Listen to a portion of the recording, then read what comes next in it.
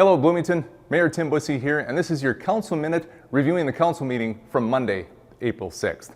We had our council meeting last night, a very busy meeting, and it was the first meeting in Bloomington history where we did it remotely, and it worked like a charm. Hope you tuned in and hope you saw some of the great work that our staff did putting that all together.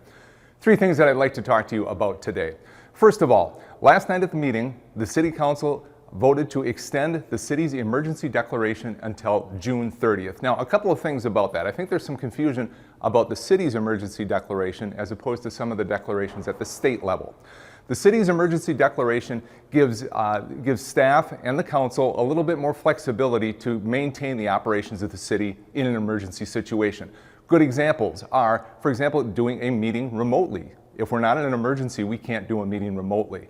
Other possibilities, the city manager and the human resources department are able to furlough employees, which means we simply don't have the work for them right now, but it's not a separation agreement. It's not a complete layoff. It also gives our emergency people an opportunity to enter into contracts or to procure equipment that would normally take some bidding and take some time.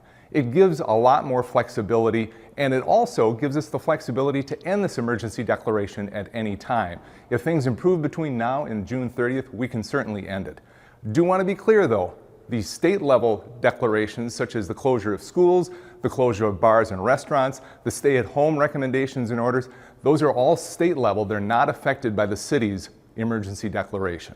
The second thing that I want to talk about, we received an update on the COVID-19 pandemic from our city manager and from our Department of Health.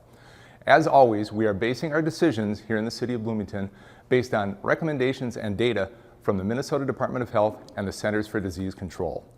City staff works very closely with our Department of Health, with our Park and Rec staff, with our public safety people, with our emergency management folks, and all of those folks have input when we look at decisions based on whether or not to open buildings, whether parks should stay open, whether or not we should have organized collection. All of that information comes together, and we heard quite a bit about that and had a very good discussion about the COVID-19 pandemic and its impact on the city. One major impact it's going to have on the city of Bloomington is financially. Obviously, the COVID-19 pandemic has completely decimated the hospitality industry. And every year, Bloomington budgets about $10 million a year from hotel taxes and taxes from admissions, for example, to Nickelodeon Universe, into the city budget. Obviously, that's all gone, and it's going to leave a significant hole in the city of Bloomington budget. We're predicting the total will be somewhere between $7.5 and $11 million for 2020 alone. It will be significant and it will impact city services, and it's going to be a challenge for all of us to manage.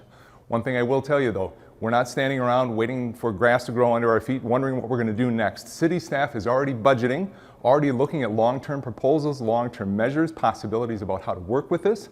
And city staff and elected officials are also working very closely with our state and federal elected officials and trying to find solutions to this.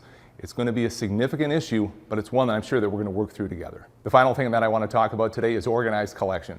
The council last night accepted a term sheet to extend the contract with the Bloomington Haulers Consortium for the next 5.5 years, beginning in December of 2020. The term sheet in the contract basically locks in the current system of trash, recycling, and yard waste collection with annual increases of cost at about 3%. Now, I'm sure you've heard a recent Supreme Court ruling means that the question of organized collection is going to be on the ballot in Bloomington in November. More information about that will be coming out very soon. That'll do it, Bloomington. As always, stay safe, take care of yourself, and take care of someone else. Thanks, Bloomington.